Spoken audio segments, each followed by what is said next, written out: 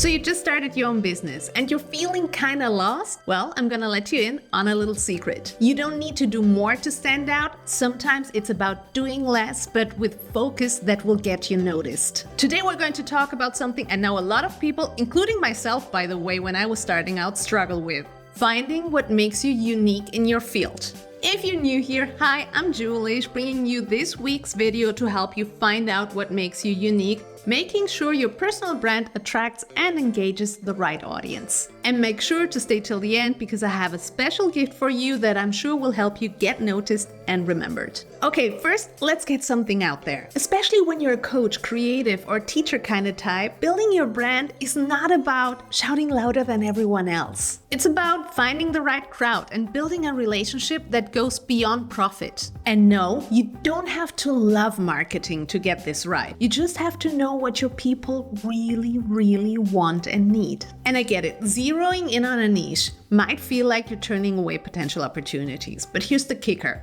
Not focusing on one special group, not carving out your niche will actually lead you to spreading yourself too thin, really. Let me get into this. When I first started out in branding, I was offering a lot of things to anyone who would pay for it, really. Marketing tips, website design, even writing some copy. I thought the more I offer, the more clients I would get in, right?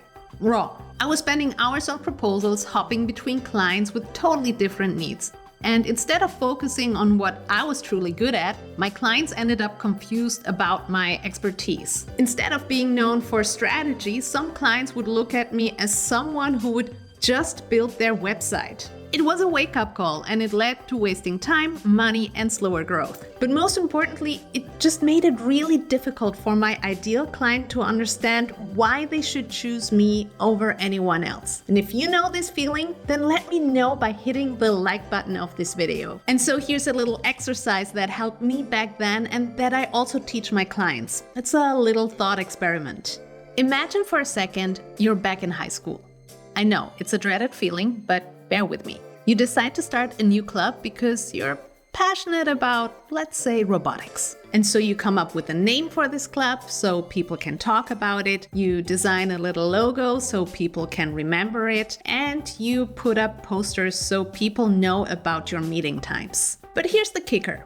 Without empathizing what makes your club special, you will attract just anyone who's interested in robotics. People who just want to play around with apps to those students who just want to put it on their college applications. But see, these aren't the folks that will make your club great. You want the students who are as passionate as you, the ones who dream of creating something impactful in this field. So you dive a little deeper and you start talking about national competitions and the engineering and coding skills your members will learn. And voila, you're suddenly not just any robotics club, but you're the club that will make things happen. And this is really the power of defining your niche. And to help you get started, there are 4 dimensions that you can start focusing on. The first one is purpose. Why does your business exist? The second is principles. What rules or values do you want your members to resonate with? Or what rules do you stand by? The third is people. Who do you want to serve? And the fourth is value.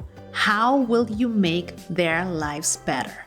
The key to understanding what makes you unique lies within these 4 dimensions. Remember, it's not about shouting from the rooftop. It's about whispering to the right few. And now let's look at some personal brands who whisper perfectly. Tim Ferriss whispers to those who question the 9-to-5 grind. He makes their lives better by giving actionable strategies to work less and achieve more. Simon Sinek attracts leaders looking for purpose. He improves their life by teaching them to start with why, fostering a deeper connection within teams. Amy Cuddy speaks to those who want to build more confidence and navigate social challenges. She enhances their life by offering practical advice on mind-body techniques like power poses. So let me know in the comments below, which of these brands speak to you the most? You guys, we covered a lot today about finding out what makes you unique and creating a brand that stands out. I know it can be tough to pull it all together at times. That's why I created something special for you, the personal branding checklist.